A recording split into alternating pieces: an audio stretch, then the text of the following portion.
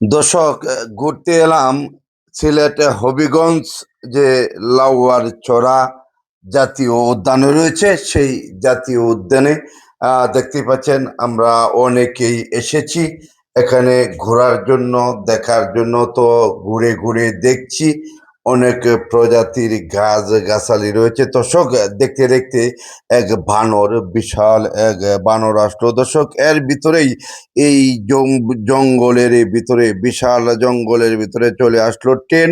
দেখতে পাচ্ছেন ঝকঝকা চক ট্রেন চলেছে।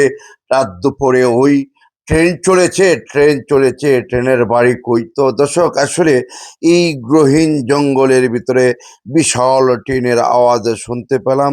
সবাই অবাক হয়ে রইলাম। তো দর্শক, আচ্ছা ভাই, কেমন আছেন ভাই? ভালো আছেন না?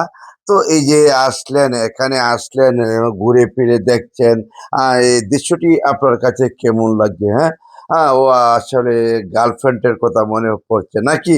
হ্যাঁ, ঠিক আছে, অন্য একবার আপনার গার্লফ্রেন্ডকে আমরা সেই লাউয়ার চড়া জাতীয় উদ্যানে নিয়ে আসবো। তো দর্শক, আসলে একটি মনোমুগ্ধকর পরিবেশ, সুন্দর একটি জায়গা। এখানে আসলাম যে প্রকৃতির কিছু দৃশ্য দেখার জন্য। তো দর্শক, এখানে যা দেখা যাচ্ছে, এখানে রয়েছে গাছ গাছালি, গহীন জঙ্গল, এবং রয়েছে কিছুটা জায়গা কাশিয়ানি পল্লী।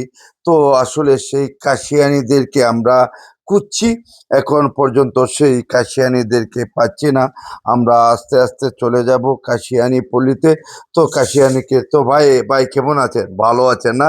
তো এই মুহূর্তে কি গার্লফ্রেন্ডের কথা মনে পড়ছে? ঠিক আছে, তো অন্য একদিন নিয়ে আসবো। তো দর্শক, আমরা সেই লাউয়ার চড়া জাতীয় উদ্যান থেকে আস্তে আস্তে শুরু করছি, যে আমরা চলে যাচ্ছি এখানে যে কাশিয়ানি পল্লী রয়েছে, সেই কাশিয়ানিদের কাছে চলে যাব। তো দর্শক, একে একে দেখতেই পাচ্ছেন আমাদের যে গ্রুপের অনেক লোক একসাথে হয়ে হাঁটছি এই জঙ্গলের ভিতরে। তো দর্শক, এই হলো আসলে সকলেই একটু ডালু উঁচা নিচা জায়গার মাধ্যমে হেঁটে চলছি।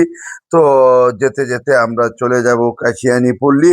সেই কাশিয়ানি পল্লীতে দেখবো আসলে তেমন কিছুই নেই এই লাউয়ার চড়া দেখার জন্য। তো নাই বসার স্থান, নাই একটু চা পান নাস্তা করার স্থান। তো দর্শক, যখনই আমরা গেজে গিয়েছিলাম তখন দেখলাম বিশাল অনেক কিছু এখানে রয়েছে। দর্শক, আসলেই আমরা ভিতরে যাওয়ার পর তেমন কিছু পাইনি। এটা একটি নীরবতা জায়গা।